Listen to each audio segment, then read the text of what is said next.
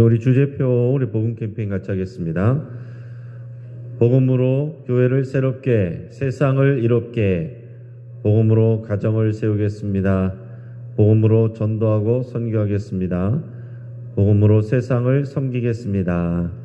아멘. 이번 주 묵상 말씀 창세기 1장 1절 우리 세 번 같이 하겠습니다.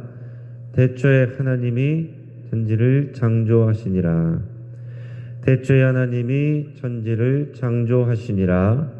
태초에 하나님이 천지를 창조하시니라. 아멘. 하나님께서 오늘 우리에게 주시는 말씀은 전도서 2장 12절에서 17절까지 말씀입니다. 자, 오늘 본문을 통해서 바람을 잡으려는 인생 이런 제목으로 말씀의 은혜를 같이 나누겠습니다. 우리가 나이가 들어가면 들어갈수록 능력도 외모도 또 건강도 다 평준화됩니다. 여러분, 학생 때는 상급 학교에 1년 먼저 가느냐 못 가느냐 이게 굉장히 크게 차이가 나는 것 같지만은 나중에 시간이 지나서 보면 별 차이가 없습니다. 기억도 잘 나지 않습니다. 또 젊을 때는 잘생기고 예쁜 사람들은 특별한 대접을 받기도 하고 또 더 많은 사랑을 받기도 합니다. 그러나 나중에 나이가 들어서 보면 똑같이 주름살 생기고 똑같이 배 나오고 또 여기저기 아프기도 하고 수술도 받고 그래서 외모도 비슷해집니다. 그래서 우리가 종종 TV에서 보면 왕년의 스타들이 나이가 들어서 이렇게 변한 모습 또 질병에 걸려서 이제 아픈 모습, 연약해진 모습, 갑자기 나이 들어 버린 모습들을 보면 안쓰럽기도 하고 때로는 또 위안이 되기도 합니다. 저 사람들이나 나나 다 똑같구나. 그런 생각들을 우리가 하게 돼요. 우리가 나중 되면 다 비슷해지는데 조금 더 앞서려고 아둥바둥하면서 또 뒤처지기 때문에 괴로워하던 모습들을 생각하면 그것은 참 별것 아니었다.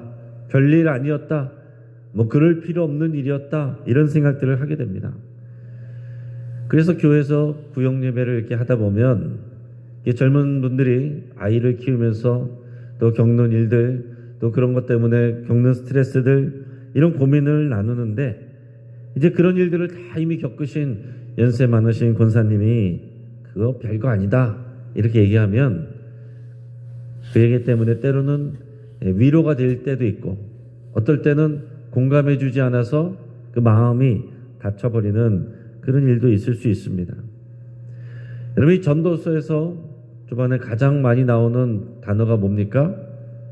헛되다 라는 거예요. 이게 히브리어로 헤벨입니다. 따라하겠습니다. 헤벨. 이 말은 자칫하면 허무주의로 빠질 수 있는 말입니다. 그런데 주 안에서 믿음으로 묵상하면 영혼을 사모하면서 작은 일에 관용해지는 이런 성숙한 태도로 이루어질 수 있습니다. 우리는 반드시 후자가 되어야 됩니다. 영원한 것. 이것을 우리 히브리어로는 올람 이렇게 얘기합니다. 따라해 보겠습니다. 올람. 자, 그러니까 헤벨과 올람. 헤벨은 잠시 있다 사라지는 것, 헛된 것이. 헤벨은 어원적으로 숨, 입김, 안개 이런 것처럼 잠깐 있다가 사라지는 것들을 의미를 합니다. 그래서 때로는 성경에서 이 헤벨이란 말이 입김, 또 안내, 안개 이런 식으로 이렇게 번역이 되기도 합니다. 자, 여기서는 헛되다, 무의미하다, 쓸모없다 이런 의미들로 이렇게 파생이 되는 거예요. 우리가 주 안에서 믿음으로 잘 묵상하면 이런 헤벨이 우리에게 허무주의로 빠지는 것이 아니라 올람, 영혼을 사모하는 마음으로 그런 인생으로 나가게 된다라는 얘기입니다. 자, 먼저 12절 말씀을 우리 한번 같이 읽겠습니다. 시작. 내가 돌이켜 지혜와 망령됨과 어리석음을 보았나니 왕대에 오는 자는 무슨 일을 행할까? 이미 행한 지 오래전의 일일 뿐이리라. 아멘. 자, 이게 무슨 말인 것 같습니까? 잠언서에서 반복되는 내용들, 이 지혜서라고 하죠. 다 전도서도 지혜서에 들어가고 욥기도 지혜서에 들어가는데, 이 잠언을 비롯한 이 지혜서에서 가장 많이 강조되는 것은 뭐냐면 지혜와 어리석음이에요. 지혜는 지혜 있는 자의 특징이고, 어리석음과 우매함은 어리석은 자의 특징입니다. 특히 또 왕은 지혜가 있어야 됩니다. 그래야 나라가 평안하고 또 백성들이 안정이 됩니다. 그런데 지금 전도서 기자는 거기에서 더 깊은 생각을 하는 거예요. 우리가 하나님의 뜻을 헤아리고 하나님의 뜻대로 행동하는 것, 그것이 지혜인데, 그 지혜를 따를 때 모든 것이 안정되고 확실하고 하나님께서 은혜 주시고, 이런 가르침을 받았는데, 여기서 이 전도서 기자가 왕으로서 더 깊은 것을 생각을 해봅니다. 더 깊은 것을 생각해 보면 새로운 왕이 일어나서 뭔가 잘하겠다고 하는 일들, 결국 그 이전에 했던 왕들이 했던 것을 반복한 것뿐이다, 이런 생각을 하게 되는 겁니다. 자, 이 얘기는 뭡니까? 왕이 아무리 지혜롭게 나라를 다스려도 또 그 다음에 일어나는 왕이 똑같은 일들을 힘써서 해야 된다는 것은 무슨 얘기냐면 지혜와 어리석음이 계속해서 반복된다라는 얘기죠. 앞에서 왕이 지혜롭게 행동해서 모든 사람이 다 지혜롭게 되고 나라가 다 지혜롭게 됐으면 그 다음에는 그런 수고를 안 해도 될 것 같지만, 그러나 새로운 왕이 올라서면 또 그 일을 해야 되는데 그 일은 결국 앞에서 했던 왕들의 일들이다라는 얘기입니다. 우리가 현대도 마찬가지예요. 여러분 생각해 보시기 바랍니다. 새로운 대통령이 일어날 때마다 새로운 나라, 새로운 정치를 열겠다, 그런 약속을, 포부를 세웁니다. 그럼 사람들이 다 기대감을 갖습니다. 근데 시간이 지나고 임기 만료이 되면 또 다른 대통령이 세워지고 그 대통령도 또 뭐라 그럽니까? 새로운 나라, 새로운 정치를 만들어가겠다. 결국 다 반복된다라는 얘기예요. 교육부 장관이 바뀔 때마다 어떻습니까? 어린 자녀들이 나라의 훌륭한 인재가 될 수 있도록 이끌어줄 좋은 교육 정책을 발표합니다. 다 교육 전문가들이 모여서 다 준비한 교육 정책들이에요. 그런데 시간이 지나서 정권이 바뀌고 다른 교육부 장관이 바뀔 때마다 이전의 정책을 다 뒤엎어버리는 일들이 반복이 됩니다. 그래서 학생들도 또 학부모들도 어디에다가 이 자녀의 진로를 맞춰야 될지 너무나도 헷갈린 거죠. 이렇게 정책은 바뀌지만은 새롭게 그 책임자가 바뀔 때마다 말하는 그런 비전은 다 비슷합니다. 애들 교육 잘하게 하겠다는 거죠. 좋은 길로 인도하겠다는 거죠. 지혜와 무지는 반복된다. 우리 삶을 보면 그렇게 많이 나아지지 않았다라는 얘기입니다. 자, 또 하나는 지혜자도 어리석은 자도 결국 모두 죽는다, 이것을 생각을 하게 됩니다. 우리 15절 16절 우리 같이 읽겠습니다. 내가 내 마음속으로 이르기를 우매자가 당한 것을 나도 당하리니 내게 지혜가 있었다 한들 내게 무슨 유익이 있으리요 하였도다. 이에 내가 내 마음속으로 이르기를 이것도 헛되도다 하였도다. 지혜자도 우매자와 함께 영원하도록 기억함을 얻지 못하나니 후일에는 모두 다 잊어버린 지 오래일 것임이라. 오호라, 지혜자의 죽음이 우매자의 죽음과 일반이로다. 아멘. 자, 지혜자도 어리석은 자도 결국은 모두 죽는다, 똑같이 죽는다, 이 생각을 하게 되는 거예요. 전도서 기자는 왕으로서 지혜를 추구하면서 살아왔습니다. 그런데 나이 들어서 보니까 결국 지혜자나 우매자나 죽는 것은 매 한 가지구나. 지혜자라고 해서 영원히 사는 것이 아니구나. 지혜자라고 해서 아프지 않고 병에 걸리지 않고 어려움 당하지 않고 그렇게 영원히 사는 것이 아니라 우매자가 당하는 일을 지혜자도 결국 당하는구나, 이 생각을 하게 됩니다. 물론 지혜를 따르면 상대적으로 더 건강할 수 있습니다. 불필요한 손해나 위험을 피할 수 있습니다. 그러나 결국 지혜자나 우매자나 이 땅에서 죽는 것은 다르지 않습니다. 아무리 지혜자라고 해도 나이가 들어서 죽는 것은 우매자하고 똑같습니다. 살아있을 때는 크게 차이 나는 것 같지만 결국에는 다 똑같이 죽는구나. 세월이 흐르면 후대에 가서는 또 기억되지 못하는구나. 그것은 결국 다 똑같구나. 다 잊혀지는구나. 이 생각을 전도서 기자가 하는 거예요. 그러면서 지혜와 우매함을 생각하고 따지는 것, 그것도 헤아려서 헛된 수고구나. 이런 생각을 하고 있습니다. 자, 17절 말씀 읽어봅니다. 이러므로 내가 사는 것을 미워하였노니 이는 헤아려서 하는 일이 내게 괴로움이요 모두 다 헛되어 바람을 잡으려는 것이기 때문이로다. 아멘. 자, 이 땅에서 지혜와 우매함을 나누는 것조차도 헛되다는 그런 생각에 사로잡히니까 이 전도서 기자가 어떻게 됩니까? 사는 게 무의미해지는 거예요. 내가 사는 것을 미워하였노니 이게 무슨 살 필요가 있느냐? 인생에 무슨 의미가 있느냐? 허망한 마음이 드는 것입니다. 그래서 자신에게 괴로움이 됐다. 결국 내가 이렇게 열심히 살려고 하는 것, 지혜롭게 살려고 노력하는 것, 남들과 다르게 살려고 노력하는 것, 이거 다 나에게 괴로움이고 헛된 일이 아니겠느냐? 바람을 잡으려는 인생이 아니냐? 이렇게 생각을 하고 있습니다. 여러분, 실제도 없는 바람을 잡으려고 애쓰는 사람을 생각해 보시기 바랍니다. 이게 얼마나 헛된 일이에요? 내가 바람을 잡았다 라고 생각하면 무슨 소용이 있습니까? 손에 아무것도 남아있는 것이 없습니다. 여러분, 이 땅에 있는 것들, 우리 눈으로 볼 수 있는 것들, 우리가 추구하는 것들 다 바람과 같은 것입니다.